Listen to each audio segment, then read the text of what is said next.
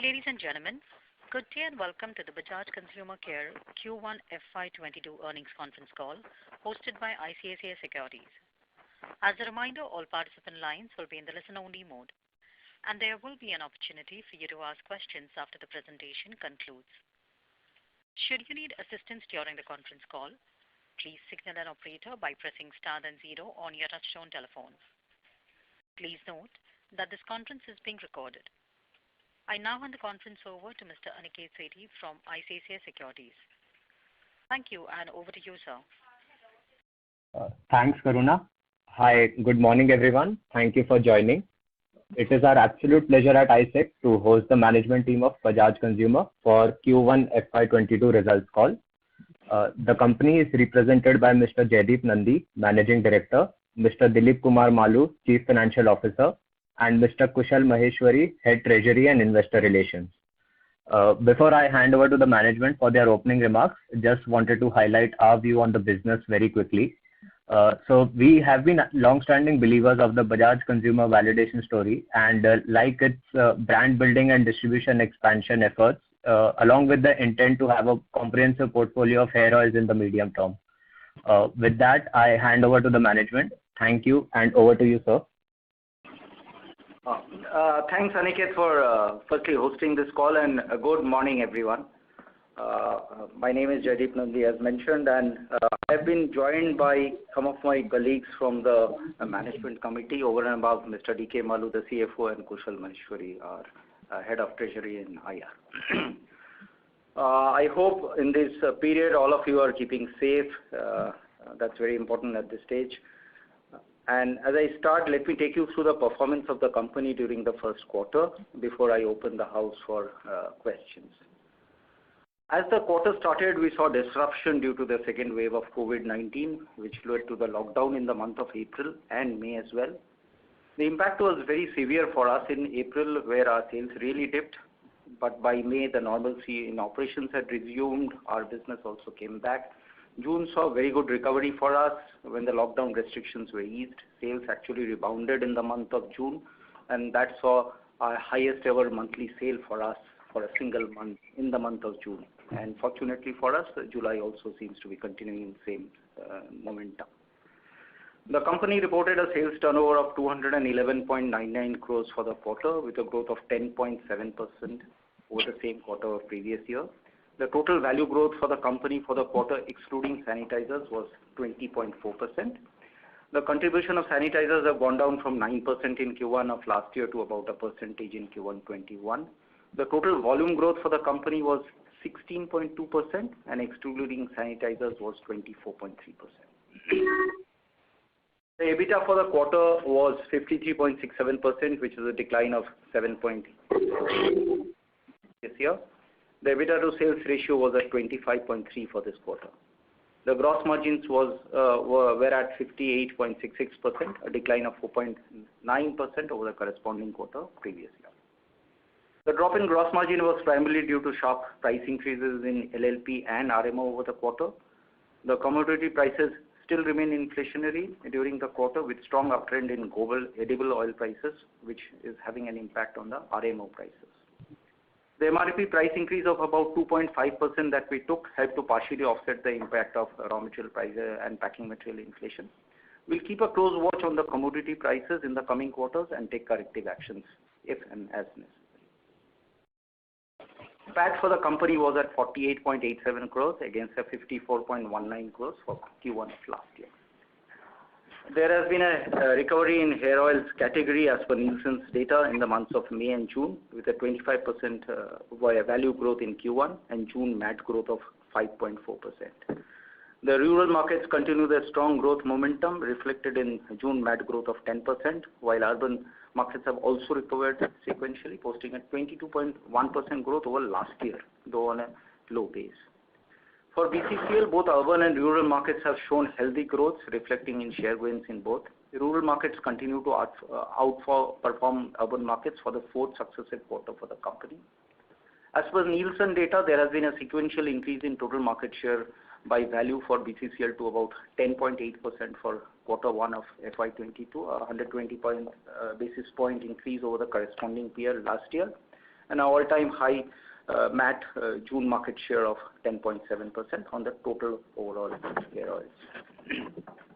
There has been also a 120 basis point market share increase in volume terms as well in Q1. The van operations for the company was very badly affected in April as well as a bit in May due to this extensive lockdown in rural markets as well as in urban impact as well. In June, they have recovered to the pre-lockdown levels. In July, we are now back to absolutely at the quarter 4 levels that we were at. While we continue to increase our van footprint and optimize our operations, we expect our non-ADHO portfolio to help improve efficiencies and throughput. We expect our ADHO to remain where it is. We expect the non-ADHO portfolio to take over a little more of the share in the van routes. There has been good growth registered across all zones in the country, but central zone, which bore the brunt of the lockdown, so all the states in central Rajasthan, Madhya Pradesh and Chhattisgarh, and this caused a delay in their recovery, and central actually was the only zone which had a negative growth in the entire quarter against last year. And as central is a large component of our business comparatively, that also impacted our overall business. ADHO, our flagship brand, continues to do well, recording a sales growth of 20% in the quarter and increasing its market share in the total hair oil category by about 100 basis points. AHO, on the other hand, doubled its turnover in the quarter, albeit on a low base. There has been a preference for large packs in general trade, which has helped drive both ADHO as well as Amla aloe vera hair oil. While wholesale business has been a challenge as most of the wholesale markets were disrupted in the first quarter, our focused retail initiative, which we had talked about and wanted to take over as our initiative for the next, as our key initiative for the next 2-3 quarters, has been doing well, and this has helped our retail grow by over 40% in the quarter. This will continue to remain a key initiative for the company for the remaining part of the year. Despite most of the modern trade stores being partially or fully closed during the months of April and May, the channel has delivered high teen growth for the company. Most of the stores had resumed normal operations in the month of June, and outlook for modern trade at this moment looks optimistic. We continue to increase our visibility in modern retail outlets with shelf space display for our products and promotional consumer offers. E-commerce continues with its triple-digit growth figures in the quarter. Our products are now available with more online retailers, while there has been increase in assortments with existing retailers. E-commerce will continue to remain a thrust area for the company as we gear up for escalation. Our team with a senior resource joining the team to spearhead the business while we prepare for our next phase of digital-first brand launches in the coming quarter, while strengthening our presence of our existing range with the e-retailers. International business has shown good growth for this quarter. The travel restrictions continue to hamper the growth in the GCC markets, and despite the strict lockdown in Nepal and Bangladesh, these markets have managed to deliver healthy double-digit growth. The contribution from exports to other parts of the world have also gone up. During the quarter, we continue to invest in our flagship ADHO brand across all mediums of TV, social media, and print media. Taking a break in May, we came back to normal levels in June as the market conditions normalized.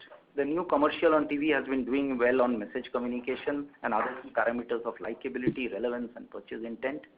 Digital marketing for ADHO is being continuously dialed up, and we are actively using new age influencers now to reach out to younger consumers. Bajaj Amla Aloe Vera Hair Oil, relaunched in the last quarter, continues to gain market share in key Amla markets despite lockdowns impacting rural van sales. The new PV campaign for rural markets is already on air and has been providing additional marketing support for accelerating trials of Bajaj Amla Aloe Vera Hair Oils with advertisement on local dailies. As a part of our initiative to expand our portfolio, we have just launched the Bajaj Pure Coconut Oil in the last week of July. We believe there is sufficient room for all branded coconut oils to grow in this category and gain share from unorganized players. Our strategy in pure coconut oil is to offer a reasonably priced premium product with 100% pure coconut of the highest grade. As a part of the initiative to reduce the overall carbon footprint in the value chain, we have reduced the consumption of glass by 16% by optimization of specification of bottles and paper by 7%. Further initiatives are being taken to optimize the consumption of laminates, We are also taking initiatives to explore the usage of recycled PCR as well as recyclable laminates. As part of extended producer responsibility, we will be collecting and disposing 100% of our consumption of plastic material. In Q1, we have started collected and disposed of 13% of the same. One of our primary objectives is also to build an efficient and a capable team in BCCL. A variety of initiatives have been embarked on the company towards this objective. We have also been inducting crucial talents to create a strong management team for the future. The company has received accreditation from GTW with strong numbers of sites in areas of management credibility, business acumen, and training and development. The company has also launched Bajaj Care program to assist our employees. We launched it during the second phase of the COVID-19 pandemic, both for our employees and families, and has had good feedback from the employees on that. Now, with the market conditions normalizing and having had a good start for Q2, we are optimistic for our performance for the rest of the year with the planned brand launches that we have for the next 2-3 quarters. So with that, I end my opening remarks and open the session for questions. Thank you. Thank you very much, sir. Ladies and gentlemen, we will now begin the question and answer session. Anyone who wishes to ask a question may press star and 1 on their touchtone telephone. If you wish to remove yourself from the question queue, you may press star and 2. Participants are requested to use handsets while asking a question. Ladies and gentlemen, we will wait for a moment while the question queue assembles. Thank you.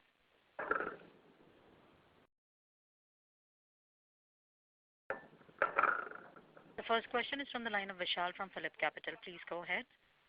Yeah. Hi, sir. Just 2 questions. Sir, what is the combined price hike that you have taken during 4Q 21 and 1Q 22? So the total price hike is close to about 3%. We are taking close to about 0.5%, close to 1% in last quarter, and about a little more than 2% this quarter. So total comes to about 3%. Okay. And sir, you have taken a lot of cost-saving initiatives, I think, that have been mentioned in the PPT. So if you can just highlight that, what kind of benefits that we're expecting in the coming years from those initiatives? See, roughly, we are looking at, so typically we are looking at about 20 odd initiatives that we have taken as far as supply chain is concerned. So across both in terms of raw materials, in terms of logistics, in terms of looking at alternate raw materials, etc. And we are looking at roughly about 5 to 6 crores of cost, straight pure cost benefit coming out of that. So not a large numbers to start with, but this is the direction we want to take going forward in the future, because this we want to make an integral part of our entire efficiency system. Great. And the last question is on that you have made a lot of senior management hires. I think in new head of e-commerce has come, as well as head for international and modern trade has come. So any more areas left, or most of the hiring is done now? So e-commerce, we did not have anybody who's specifically for e-commerce. Now, as you are aware, we are looking at e-commerce like everybody else. We are looking at e-commerce we are betting big on e-commerce. So the brand launch in e-commerce will happen in this quarter, by the end of this quarter. So we wanted to be geared up for that. We have already, our back end is already geared up in terms of digital marketing, etc., in terms of sourcing efficiencies. All that work had already happened in the last 2 quarters or so. Now we have had 2 hires, which is the head of international modern trade and e-commerce, who's a senior resource who has come from a very large organization, and a specific person who will head e-commerce under him, who's specifically only into e-commerce. So that, as well as some other team members, we have already acquired. So this is what we are now going to dial up, and there will be furthermore a little more hiring happening in e-commerce itself, but more as junior resources, more to beef up their team for the end launches that we have. Right. So the last question from my side on coconut hair oil. So I think in past, have you launched? I'm not aware whether you launched coconut hair oil or not in past. In case you have launched, so how differentiated this time the proposition is going to be versus in the past?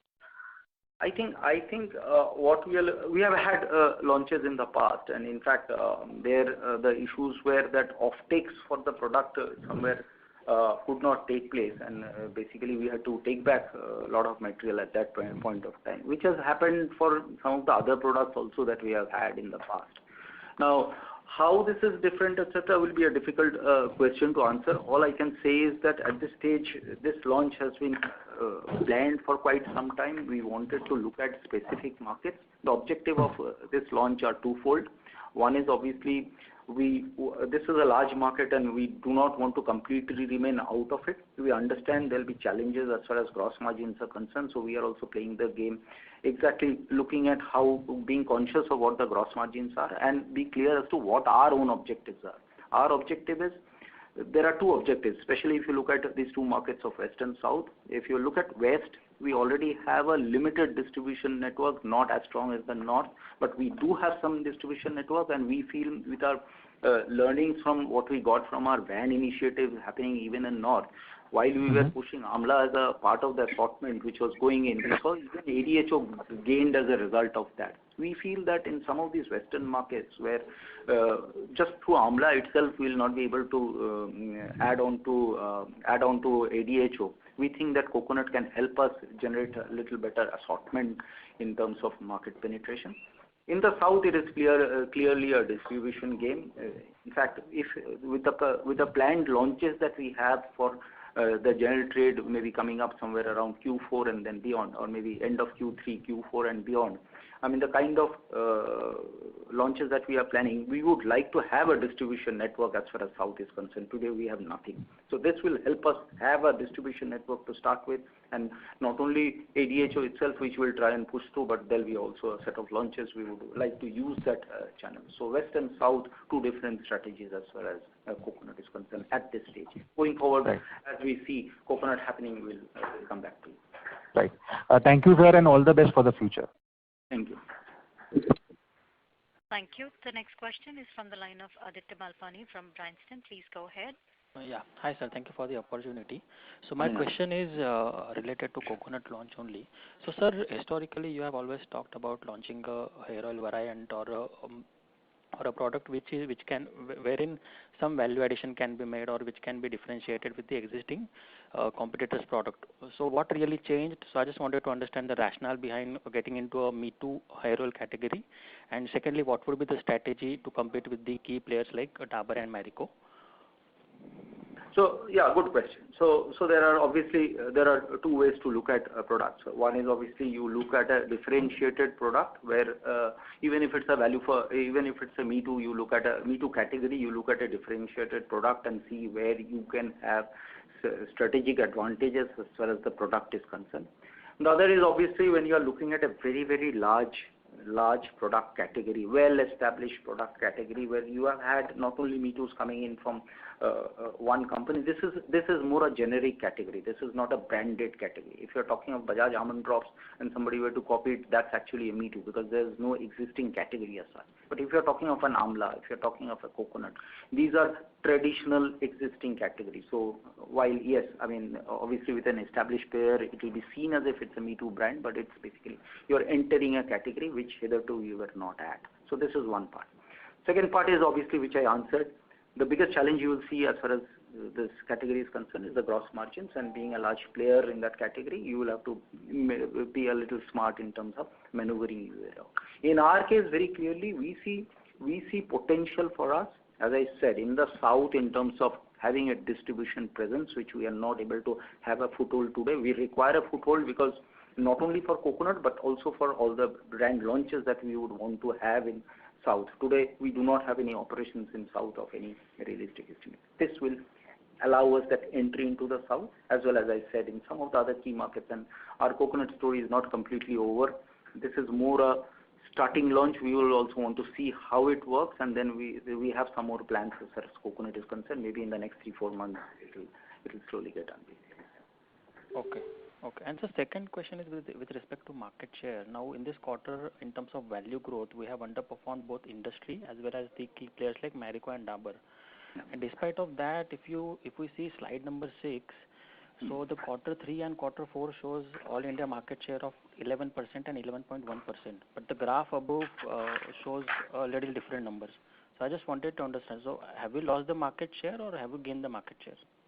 No. So what you saw is quarter numbers, and these are basically the MAT numbers that the graph above is the MAT numbers, right? So it's a moving average for 12 months as the market this thing, and the below graph that you see is the specific quarter. Now, as you are aware, Almond Drops typically peaks during quarter 3, quarter 4, the winter months. I mean, that's a known data point, right? So you will always see Q3, Q4 market shares going up, and then Q1 again drop, Q2 being the lowest, and again Q3, Q4 going up. So the bottom graph is not really can be tallied with the top graph. The top graph is a 12-month continuous MAT market shares, because that's how you look at the market shares.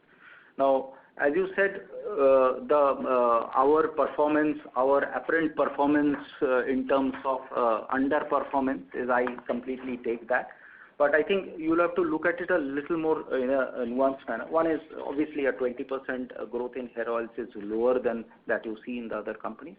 But you'll have to see that in terms of the primaries versus secondaries, the way our secondaries have happened, and we are seeing the result of that in June, in July, etc. Because we had gone down in the primaries, specifically in the markets. Just to give an example, let's say Central, which is a large contribution, which we have one of the largest contributions from Central Zone, actually went negative. Even though we had 20% growth in hair oils, Central Zone was negative. I mean, it was a deep single-digit negative as far as we are concerned. And given that our impact of Central Zone is high, it had an impact on the market. Now this is getting stabilized. I mean, June has been very good. July has been even better. April, May was completely cash out. And this is known, right? Chhattisgarh, Madhya Pradesh, Rajasthan, all that. UP, the wholesale markets of UP, that is the second impact that we have. All the wholesale markets, again, that is the other deep negative we have. While retail has had a 40+% growth, wholesale for us has been negative. And as you again are aware, wholesale for us has a larger contribution than most of the other companies, and we have had a deep negative in April and May, which is getting normalized in June and again in July. So really speaking, I am not very concerned about those numbers of getting negative, because in terms of where we wanted to grow, whether be it in retail, whether be it in the subsidies, etc., those markets have been doing pretty well. So this temporary growth I see by quarter 2 it will all get neutralized, and so not really concerned. So Central wholesale markets, I mean, clearly are the two big temporary Q1 drops that I see. Yeah. Okay. Thank you so much, sir. Thank you. Thank you. The next question is from the line of Abneesh from Edelweiss. Please go ahead. Yeah, thanks. My first question is on D2C and the digital stuff. I know your company size is much smaller than many of your peers who are investing in the D2C companies, in the startups, taking up stake. But what would be your thought process? You do have a lot of cash in the book. So any thought process on that, or you want to do it through the own organic route?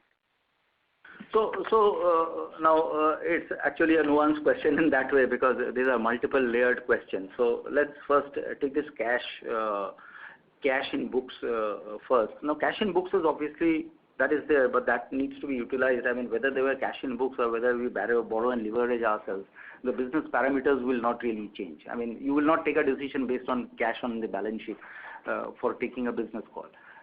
So whether we go for as you asked, whether we'll go for a ready-made M&A for a smaller e-commerce brand, whether we develop it ourselves, etc., we'll have to also look for opportunities. Yes, we will keep scouting for opportunities in the e-com space if such an opportunity does arise. But on the other hand, we'll also look at what we want to do ourselves. As far as D2C is concerned, before I answer your D2C, let me take you through the journey of our own e-commerce, etc.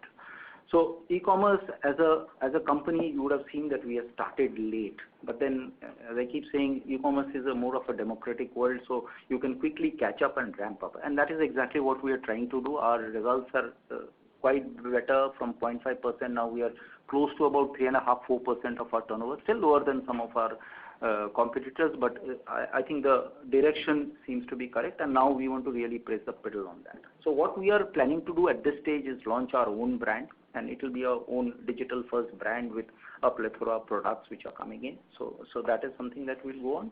And we will also scout for, as you asked, whether we will scout in the market for any opportunity there. Yes, that is a journey that we will continue.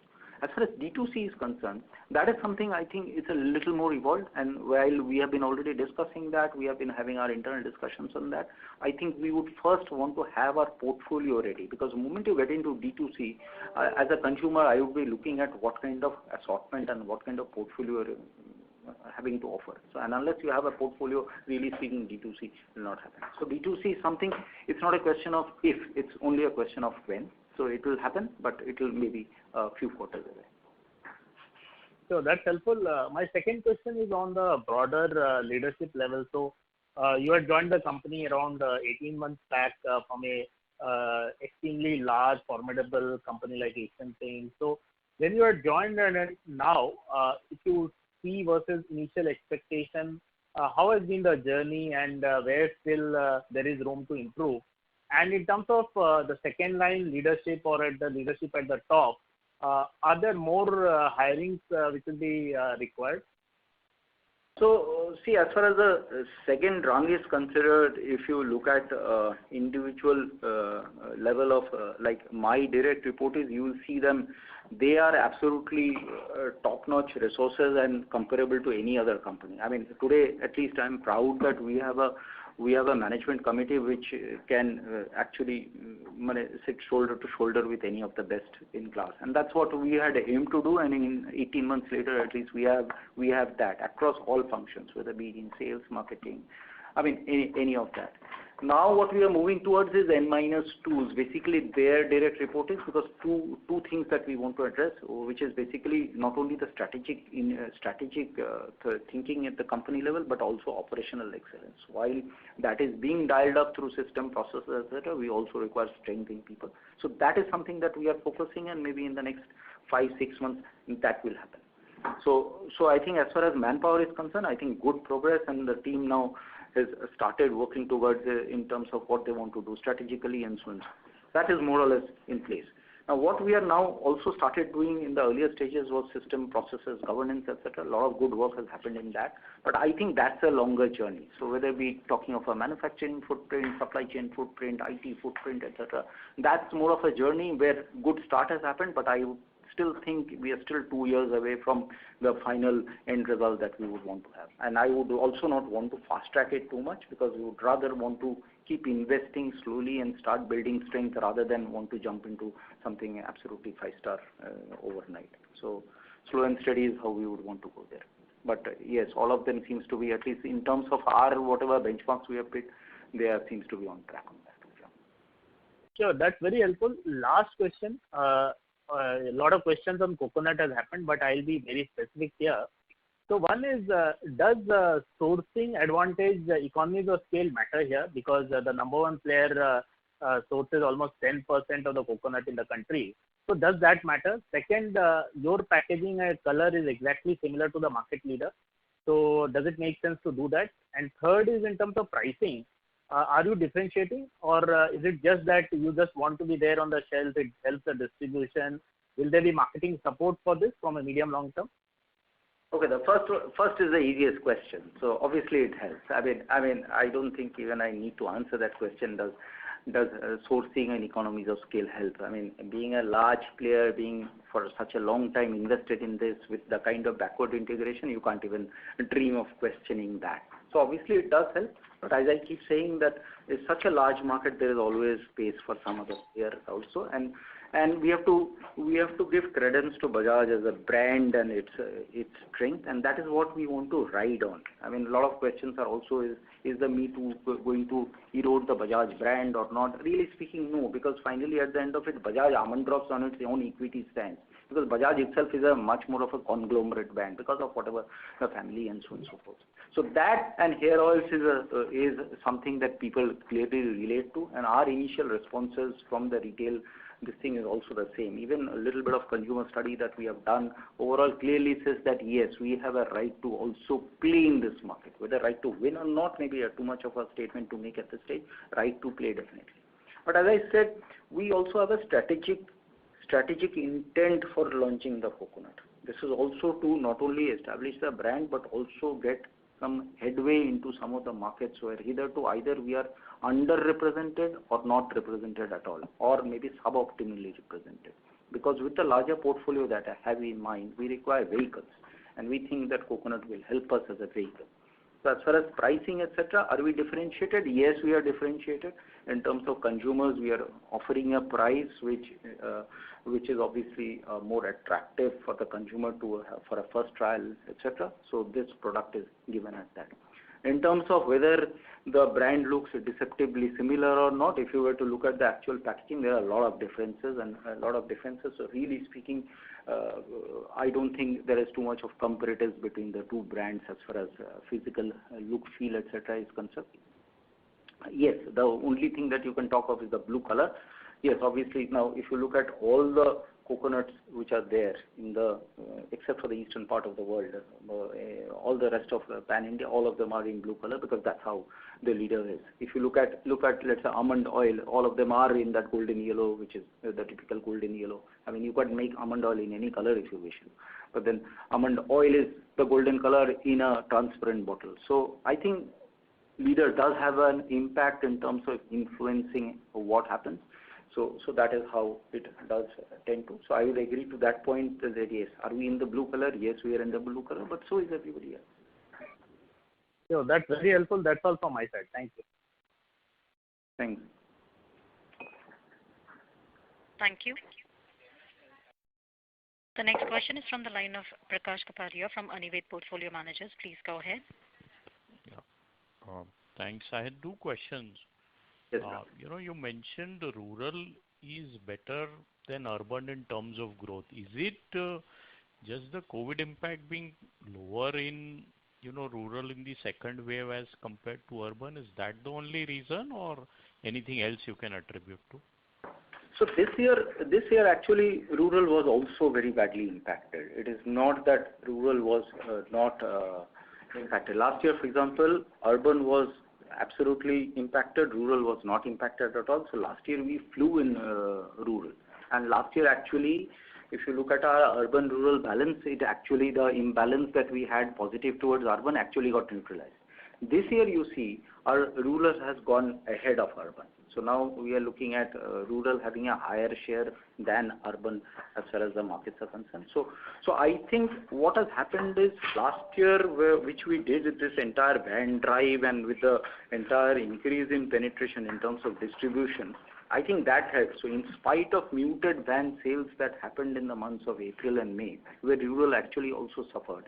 Moment we came back in June, and we are seeing that also happen in July, as we came back, rural really bounced back. And that is what gives me a lot of confidence and comfort, saying that as the market stabilizes, we can come back and basically reap back our gains that we have created in the last year. So rural is actually, that is the reason. Rural impact was as bad, but we have been able to survive rural much better. Okay. And if I look at, the gross margins, they are, almost at a 7 to 8 year low. Obviously, these are unprecedented times in terms of inflation and input costs. Yes. So in the near term, Jaideep, what will be the focus? Will it be driving growth at slightly lower margins than what we've been doing over the last 2-3 years? Or would you want a balance of, margin also bouncing back and volume growth being lower? So this is more from a midterm perspective, because these costs could remain high in the near term also. Right. I think that's a very good question. In fact, I think there we will not veer from our stated objective, which while one side we are driving two things. One is assortment of portfolio, because we want to actually ensure that Almond Drops is also supported by some few other brands. We will continue to invest heavily on Almond Drops. I mean that's our only cash cow at this stage. So obviously it's a no-brainer that Almond Drops will always take our lion's share of everything. But we would also like to give it some more support by the side. So Amla is one of the products. Coconut is more a strategic launch. There'll be some more products which will come in. So that effort will always continue. On the other side, because some of these will be gross margin burners or EBITDA burners, we'll also try and ensure that we put a guardrail on the total EBITDA that we make. So in terms of a long term, or at least in the mid-term, the 2-3 years period, we would want to ensure that the EBITDA remains as an absolute positive. Even as a percentage point, few points drop in, I'll really not be worried. I'll try and ensure that the EBITDA as an absolute number keeps growing, because if I am in the process, while maintaining this EBITDA, if I am able to establish some of these bonds, I think then we are good to go for the next few years. Understood. So that will be the That is helpful and very clear. Thank you. All the best. Yeah, thank you. Thank you. The next question is from the line of Patanjali from Mirabilis. Please go ahead. Hello, sir. Sir, my first question is, what is our margin for ADHO on a year-on-year basis? And if my understanding is right, our rough ADHO as a percentage of our revenue is around 91-92%. Is that right? That is correct. Okay. So, as a percentage, see, I would not want to get into the exact percentage of ADHO. I mean, as you can understand, with a 90% contribution, I mean, obviously ADHO's percentage contribution is higher than the overall contribution of the company. Well, Amla, coconut anyway is not there in Q1, but these products will not really have a higher or lower gross margin than ADHO, but more importantly at this stage their contribution being much lower does not really impact the overall contribution of the company. So you can take roughly the contribution of the company, add a few percentage points, and that would be the gross margin as far as ADHO is concerned. You do the math 90%, so you can get it. Okay, sir. Sir, and with respect to the newer category launches, you had mentioned that pharma store presence is something we were looking at increasing. Has it showed any good benefit? Pharma? Sorry, can you come? Sorry, I missed that question. Pharma what? Like product placements at pharmacies, that kind of a strategy. Okay.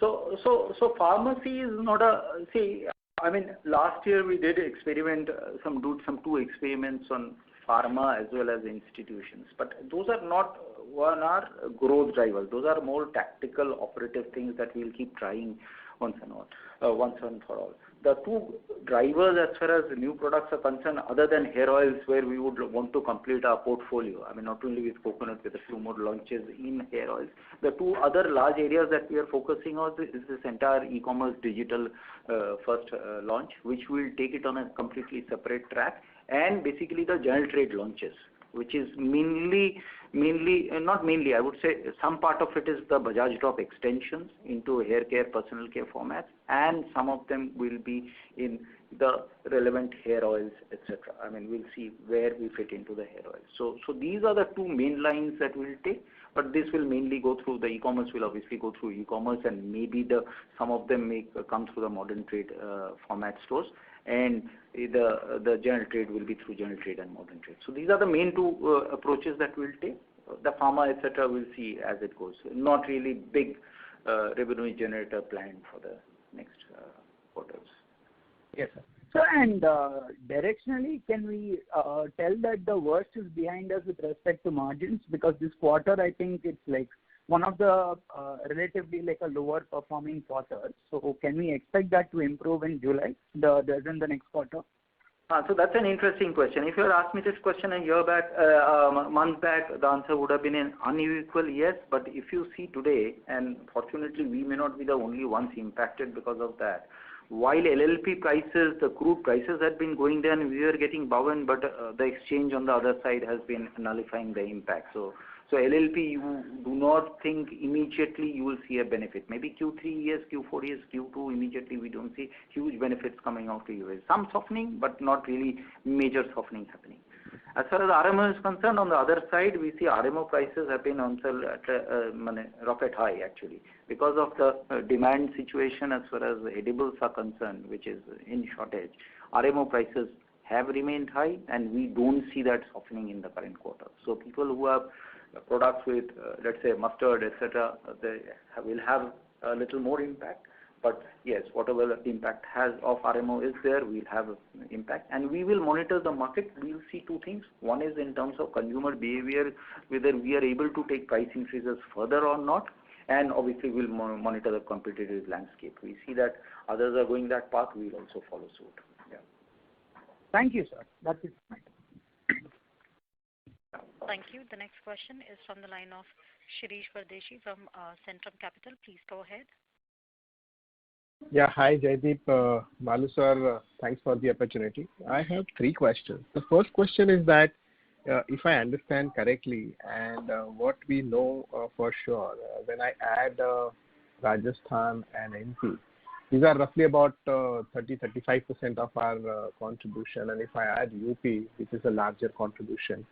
Now, the question is specific. You said May and April was affected in this market, and Yeah. June has started recovery. Also, it was there was an impact of van sales operation. Could you talk something about how this market has performed in the second half of July? I mean, is it back to normal, ahead of normal, or still there are some more room? And just follow up on that, how many vans we have deployed in these markets? Okay. So yeah, that's an important question. So you're right. I mean, these markets actually is about 2/5 of our business, and that got impacted in April and May very badly. In fact, April was actually a disaster for us. May recovered pretty well. May was higher than April for us. In spite of May being more COVID impacted, our business in May was better. June, as I said, was the best month we have ever had. That trend continues in July, so all the pent-up that got created, where secondaries were far higher in April and May in these markets, which got little neutralized in June, not completely. By July had already got neutralized, and we see growth in both Central as well as UP being much higher than the rest of the country. But that's not surprising to us, because we knew that is a matter of time, that the secondary will catch up, the primary will catch up with secondary. While having said that, I would still say that the wholesale markets, some of the mandis have not completely recovered as yet. So that is something that we also see as a trend. So while our rural has been doing well, our retail has been doing well, wholesale, some of the markets are still not completely back. So our growth rates are good, but if wholesales will happen, we will be actually flying. So that's still not happened completely. So how many vans we are flying out of whatever number we have published last time, 700 odd so vans? we are back to the Q4 numbers, and now with some more assortment coming in, we are looking at some of the zones where we would want to actually go beyond what we were doing in Q4. So one of the key things that has happened, one of the great things I see that has happened even during the April, May and the June period, is the throughput per van, fortunately for us, has gone down. So a lot of cost benefits that you see, some of the cost work that happened as far as even the ASP costs are concerned. In the van cost, which sits in the ASP cost, the throughput for the vans have been managed very well by the team. So operational team has done a great job, and we have had better throughputs in the quarter one than that we had in Q4. Obviously, the van numbers had gone down. So by June, we were nearly close to what we were doing in Q4. July, we are equal, and August, we are looking at exceeding that. Okay, wonderful. The second question again on the coconut hair oil. You did mention that you have right to participate. Could you just tell me which market we have launched this product, and in a medium to short term, what is it you are expecting? Are you benchmarking that distribution to a certain level, or you are expecting some contribution as a benchmark to overall, some more quantitative data points? So I'll only be able to share with you the markets that we have launched in. So we have launched in the west and the south, as I told you, with two clear objectives that we have. We have also launched in a particular one state in east, which is Bihar. So at this stage, Bihar and Jharkhand is where we have launched this product, because it's a blue coconut, so that's where we think we have rights to participate, as I said. And the objectives I just told you. In terms of numbers, I think it's a little too early to discuss numbers. So at this point, I'll refrain. Maybe by another 3 months when we again talk, we will have some numbers to share with you. Okay. Just one follow-up on the coconut again. You mentioned that MAT number says that it is 4,800 crore category. Could you please help me? How much is the south contribution in this 4,800 and west? Exactly. 2,100. So roughly about a little less than half, 45%. That's south? That's south, yes. And the west? So if you look at, I'll tell you overall the top markets. If you look at south as one market, the number 2 market will be Maharashtra, and the third market will be West Bengal. The three put together will be about 70%. I can tell you. Okay. Okay, wonderful. My next question is on the international foray. I mean, you did do about 3% contribution in this quarter. And a medium to long term, next 4 to 5 quarters, how are you seeing your international strategy, and what is it that we can expect in terms of participation in the markets, or what are the products which you are planning to get into? So once again, Sirish, if you recall, we had discussed that even, let's say, 4 quarters back or 3 quarters back, that e-commerce and international will remain two of our growth drivers. I mean, GT, new products, etc., will always be there. But both of this clearly something where we think we have rights to win, and I think we are also building capability to win. So because only rights to win and knowledge to win will not help. So capability, and I think in my mind we are in the right direction as far as that is concerned. Anuj, who has joined us to head this international business, is already working on the strategy. I am also, with a little bit of experience in international, I am also lending my bit on that, and I think we want to. So in medium term, short term, you will not see anything, but in medium term, which is maybe 4 quarters from now, 5 quarters now, you will see our movement in international, because we want to go a little this thing. We know the pitfalls that are there, what happens in Middle East, what kind of money is possible or no money possible in the Middle East, etc. Being aware of that, scoping the market, we see there are some sweet spots which exist, and we would like to make some progress in those. But I think I'd like to share that as we move forward. There's no point at this moment sharing what our strategic intent and what we want to do. Rather, we have something to talk about and then. Okay. My last question is on the e-commerce. You did mention that there is a team which is there, which is responsible. But could you talk something about the Zero Grey and how many products which we have now on e-commerce, and some more color that are how this business will look at, I mean, which are the other platforms we are using for this e-commerce platform? Okay. So e-commerce, I mean, again, right question. So Zero Grey has been doing well. I mean, obviously, it is not a large brand in terms of value markets that we want to do some huge, make a big difference to our top line or bottom line. It was supposed to be a statement. I think the statement has gone well.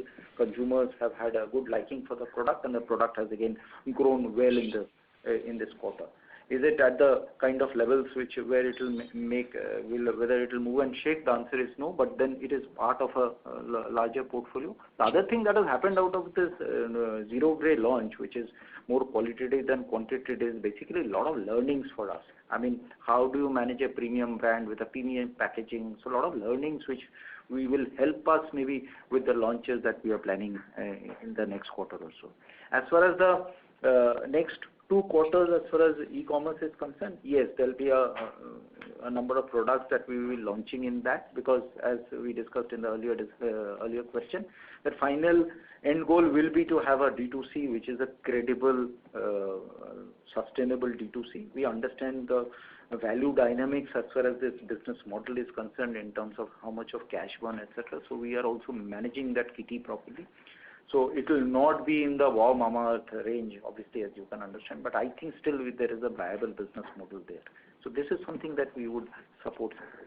As far as the existing range is concerned, that all of it is being channelized through the e-commerce, and as we are getting more and more listed with newer e-retailers, ADHO itself is showing good growth in these, but also some of the products like Brahmi Amla, etc., which is basically on the higher end. We wanted to consciously push Brahmi Amla because we see potential for that product, so, and those have been doing pretty well. So Zero Grey, Almond Drops, Brahmi Amla, etc., has been on that platform. A bit of Nomarks as well, but more importantly, with the new range coming in, I see good potential for that.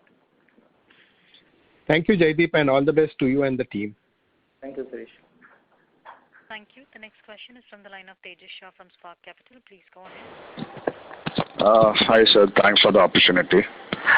So my first question pertains to margins, and you spoke about the near-term pressure, but I was coming from slightly longer-term perspective here. So if I see FY16, we had 35% margin, and then obviously there's an Ind AS impact also in between. But we exited last year with somewhere around 25% margin, and this quarter, because of all the pressure that you spoke about, we are actually at one of the lowest.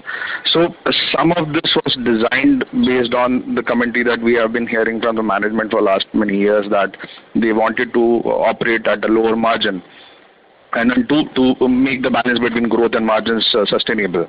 So where do you see this point now? Because 25% is something which is not very high versus the rest of the industry, and you believe that at this margin you can actually balance the growth aspirations versus profitability aspirations of the company and the management, or you believe that you want to take it back to mean revert to 30% in due course of time?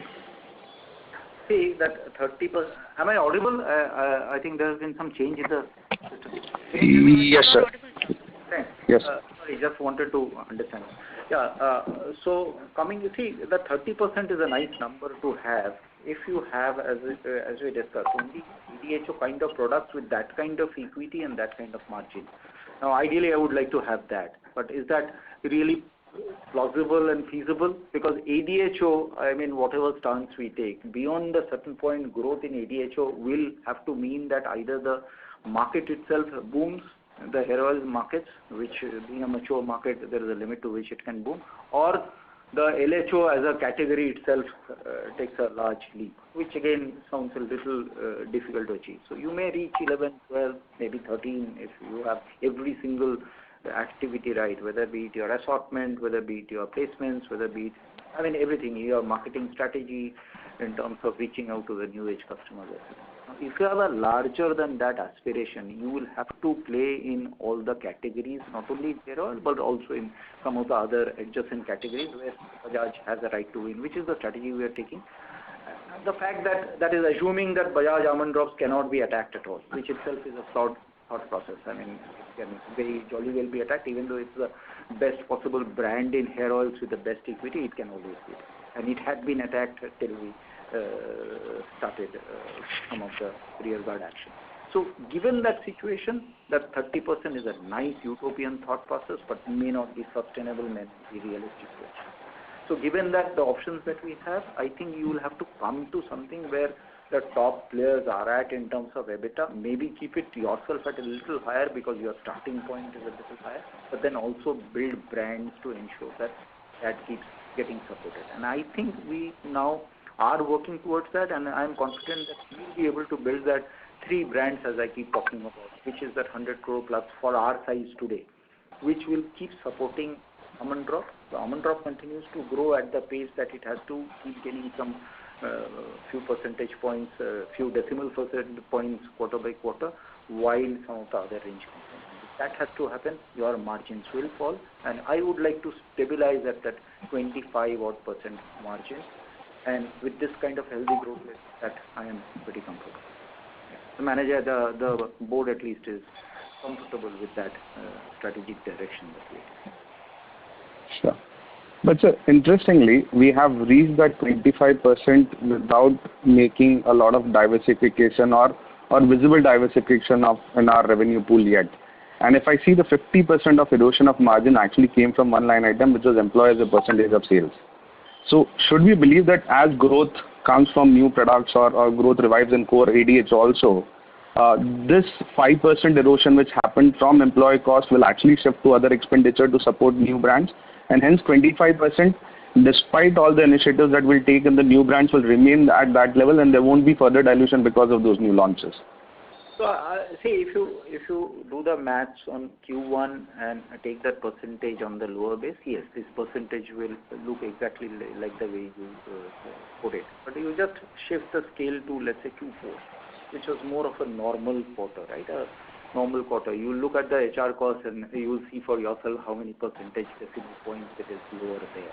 And I think that is what you will have if the market situation remains normal, and that will always be an assumption. If market situations do not remain normal, then nobody can help it.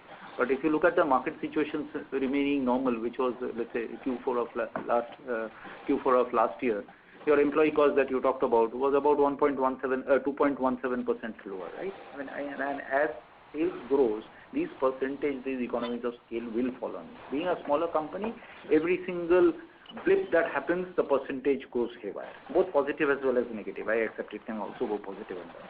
But I think as you build scale, these numbers will get a little flattened out. So for example, just to give an example, the fact that sanitizers with a contribution we had was of 9%. I am not sure whether many of the other FMCG companies which just started sanitizers would have a 9% contribution. And hence the growth for us has a 10-point difference of a 10% growth going to a 20% growth with our size. Don't think so. As size increases, these numbers will have lower impact, and that's what we are planning on. And I'm pretty comfortable that that is the direction that it is. The basic fundamentals seem to be in order. Very helpful, sir. So my second question is, you spoke about interventions that you made in last 12 months in the talent pool of the company, and now we are ready for strategic interventions. So any one or two strategic measures you would like to talk about which we will pursue in this fiscal or next fiscal? So these are the ones that we talked about in terms of three things. One is obviously in terms of the brand launches that we are looking at in terms of portfolio expansion, both in e-commerce as well as GT. I just talked about. So that is one. E-commerce as a business itself, which we want to push through. I'm talking pure from the business point.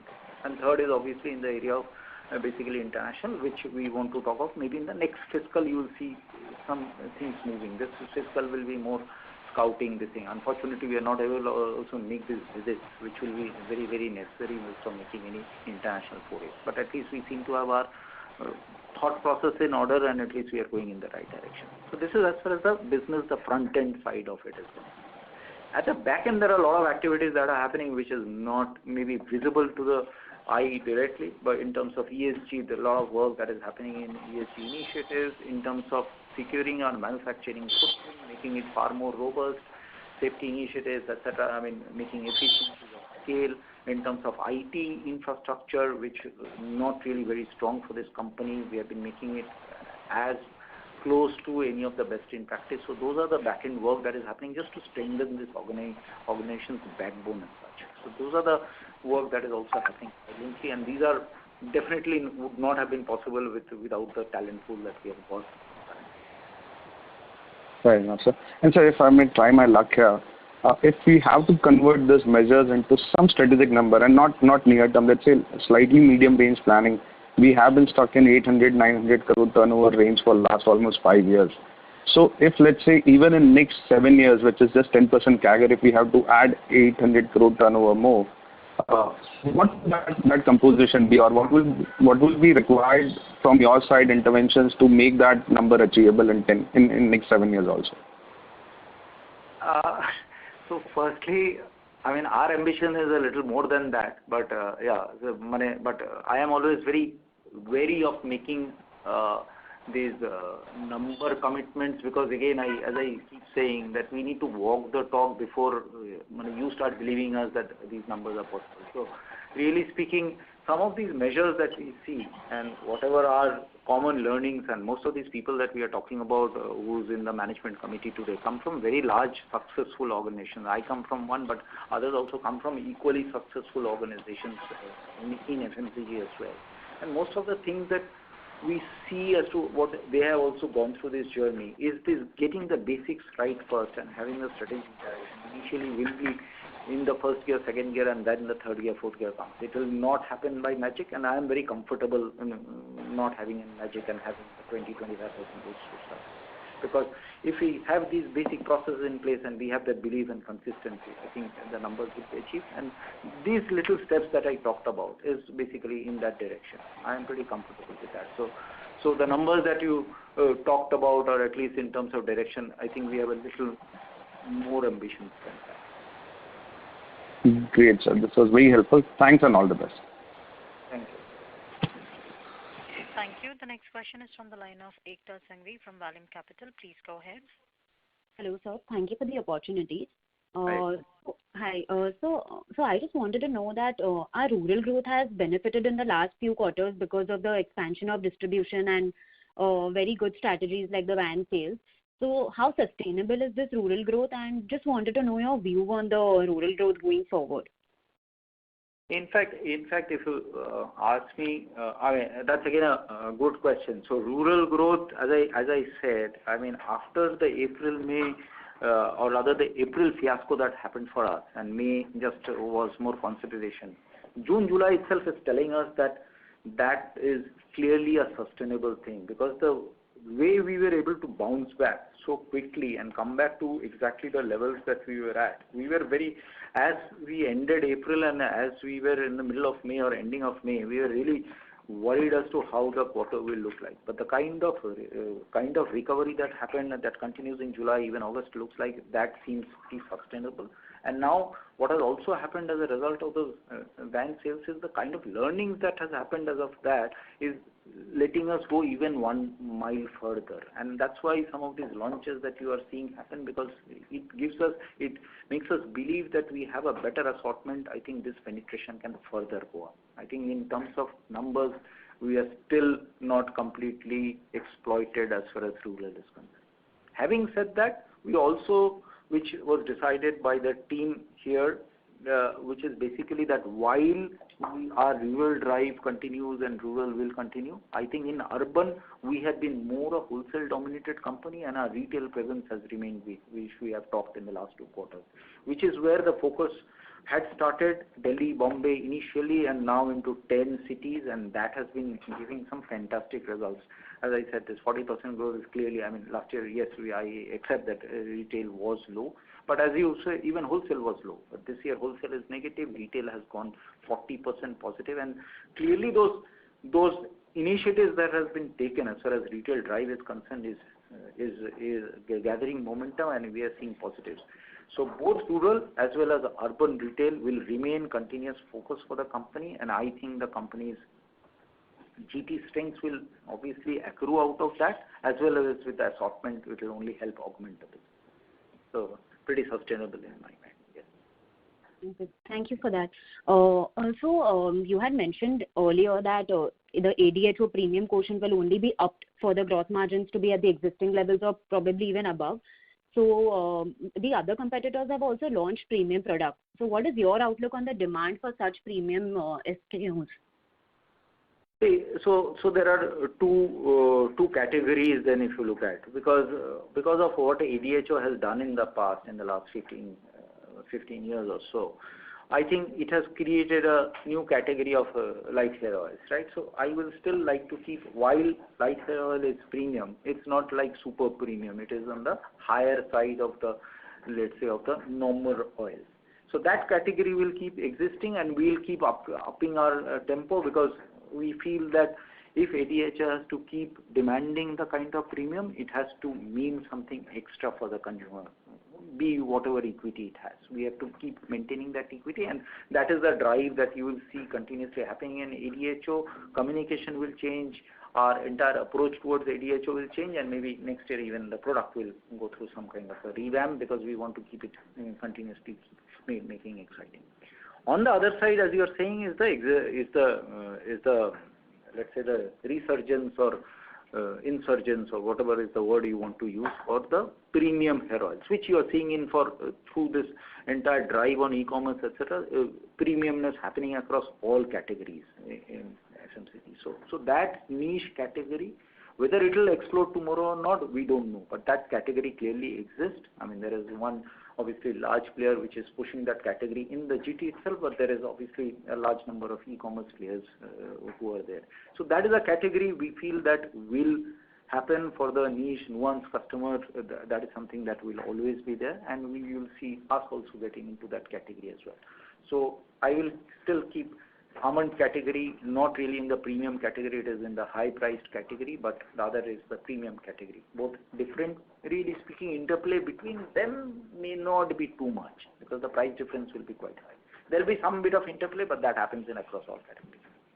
Yeah. That's helpful. My last question is that so we've recently launched a lot of variants like Zero Grey and Amla Aloe and also coconut oil and all. So what will be the strategy to drive growth and to gain market share for these kind of products? And also, are we looking at acquiring any regional brand to gain market share? So again, good question. So 3 products, three different strategies. Amla, aloe vera, I'll start with that. That is clearly today our second flagship brand after ADHO. Maybe flagship may be too much of a word, but yeah, clearly something that we can drive. We feel that we have good rights to win in that. That's not a right to participate. That's a pure right to win. And whatever initial signs we have, we see that that business has been going well. I mean, I should not be talking of July, but July was the highest ever sales of Amla by a fair distance, And I am not saying that it coincides with the TV ads which have started coming in, but we see that Amla has a great potential and it is doing well for us. So no worries about Amla is concerned. Zero Grey is a product which I said are foray into premium end through a digital first brand. So a lot of learnings coming out of that. It has had good impact, but we were never expecting the kind of numbers that we are talking about as far as Amla or any other product is concerned. So we are pretty happy with the kind of learnings, kind of market understanding that we have got and kind of business that we have got in that. So we'll keep it like that, and then the other products that we launch will have a lot of learning and help from that. So Zero Grey fulfills our strategic intent there as well. As far as coconut is concerned, I have highlighted why we want to get into coconut so that it helps us in distribution as well as also the brand. So we'll play coconut like that. So 3 different products with 3 different strategies, because we are looking more at the future and how these products sits in the future context rather than these products in isolation. All of them, I mean, Amla is in isolation, but the other 2 is more for the future, what we are looking at our basket and how these fulfill. So that's more for that. Okay, thank you. Thanks. Thank you. Reminder to the participants to ask a question. You may please press star and 1. The next question is from the line of Abhijit Kundu from Antique Stock Broking. Please go ahead. Yeah, hi. Thanks for the opportunity.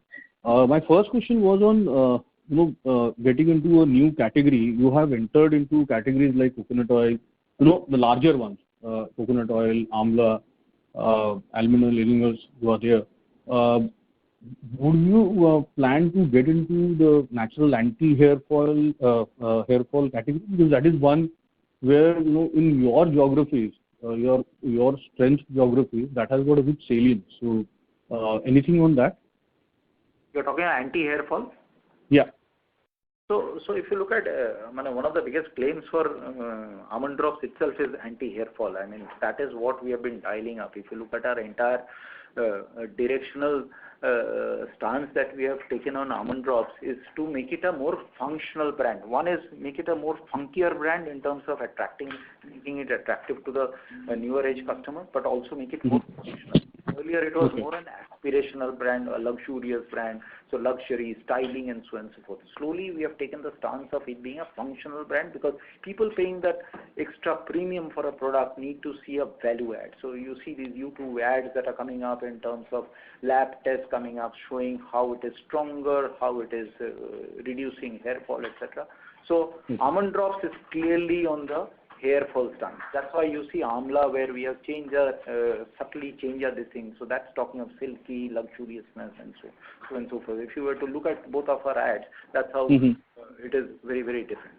So this is what we are pushing as far as brands are concerned. But if you are looking at specific, just only anti-hair oil, yes, we might be looking at some of the premium range of products, which exactly not only be anti-hair fall, but there'll be many other criteria as we're looking at. Whether you're talking about these argan oils or the onion hair oils, etc. Obviously, being a hair oils player, we are also scanning those markets and also looking at where we feel we have some rights to win. But there, unlike let's say a coconut, there we look at how can we offer a differentiated product in a cluttered market, so that at least we can have some consumer eyeballs there. So that is what we are looking at, and that will give a curated content as we go forward with the launches. Okay. And just some data points. What would be your rural contribution to overall sales and rural contribution and also wholesale contribution to overall distribution?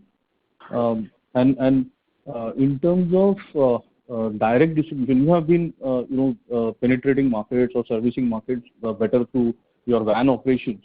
But are we also appointing sub-stockists or what would be the number? I mean, in terms of distribution now versus 1 year back or whatever period you can take. Okay, so Abhijit, let me start answering before I forget. So the first question is rural to urban. So as I said, rural have now overtaken urban.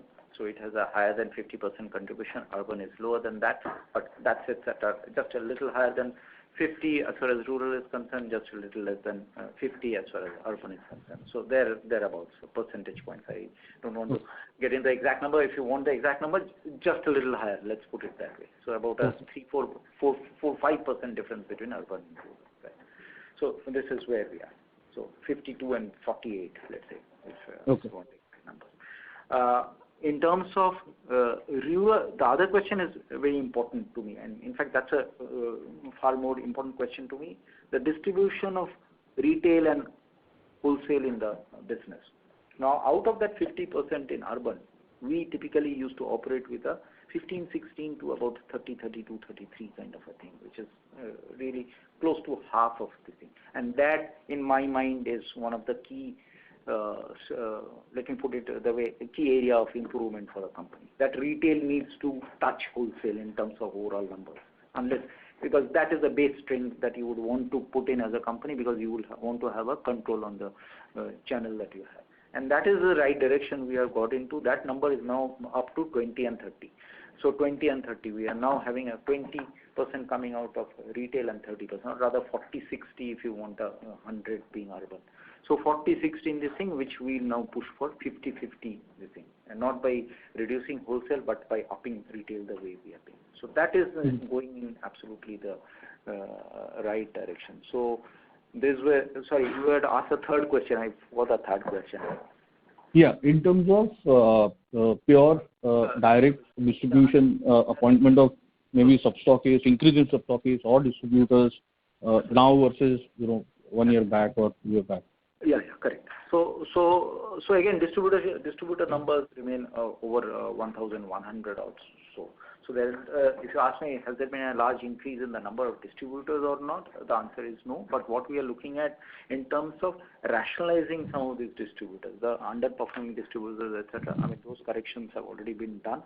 Not major number changes happened, but yes, we are looking at foot on ground, increasing the number of sub-Ds. I mean, that is something that we are wanting to do as our van sales have improved and our direct distribution went up from 5.5 to about 8.5, 9 odd lakhs as far as numbers are concerned. Now we are also looking at how we can have a little better direct non-van approach towards that. So that strategy will keep on working. I mean, obviously situations like COVID in rural, etc. does not help in that. But on the medium to long term, that is what we would want to do. Have more sub-Ds directly for us, feet on ground, so that we can control that network and not only through van sales. So this is the gradual upgradation that will keep happening, and we are in the right direction for that as well. Yeah. Okay. On any sense, could you provide any sense on expanding your penetration in your non-core geographies? Like there are geographies which are large for you, there are geographies which are smaller for you. So have you found some promise in newer geographies, and there you have expanded your distribution? I know last 1 year has been 1.5 years has been really difficult scenario to really do that, but anything on that? So again, this will be in two parts. If you're looking at increasing distribution, there will be two parts to it. One is obviously where you are represented poorly or suboptimally. Obviously the upside is high, but difficulty of entry is also high. So that is what we are trying to address with some of these launches that we just talked about. So at least be able to have some presence in this network. So southwest, where we are a little less represented. But the other part of it is also, while we are doing that, it is also looking at also increasing penetration in places where you have high market share, because a 20% is not high market share. When you have 50% market share, then you can talk of high market share. So, right. So there we still see potential, and that's what has come out. I mean, in places like Punjab, etc., many other states, I don't want to mention all of them. But all of these, we have seen great upsides happening because of just our ability to go further deep into the distribution, into even lesser villages. Jitna last mile, we have been able to cover all the advantages, and that is something that we will continue to exploit further and further with newer, with the SKUs that we had launched in ADHO, the smaller packs, the 20 rupee pack, etc., as well as on the other side, Amla, that has pushed. So it has helped in the northern belts where our market share was high, but still good distribution advantage. Now we are pushing the ones which is with a lower distribution, with a lower market share. Okay. That's it from my side. Thanks a lot. All the best. Thanks, Abhijit. Thank you. Ladies and gentlemen, this was the last question for today. I now hand the conference over to the management for their closing comments. Over to you, sir. Thank you so much. First of all, thanks all of you for an engaging interaction. I think a lot of interesting questions, and all of you must be, I would think, a little set back by the kind of growth that we have had. But as I said, I mean, I am not really that concerned, because the reasons why we saw these lower growths with central and wholesale, etc., is all come back in June and July. So I would be more keen to see how our Q2 and Q3 goes, and that seems to be right on place. Also, I'm happy that all the plans that we have stated at the beginning of the year, even though there was this two-month impact, none of the timelines of any of the initiatives have changed. Our initiatives exactly remain as per plans.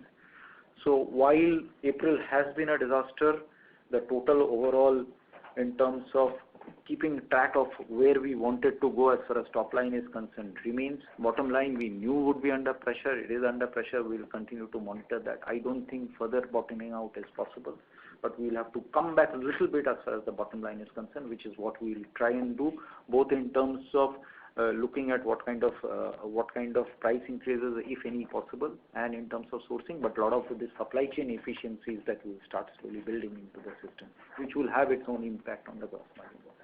So overall, more or less, we sit in a comfortable position. The team is in place, and we are just rearing to see what happens in Q2, the balance part of Q2 and Q3, and let's see how the balance of the year. So thank you all for joining our meet, and stay safe.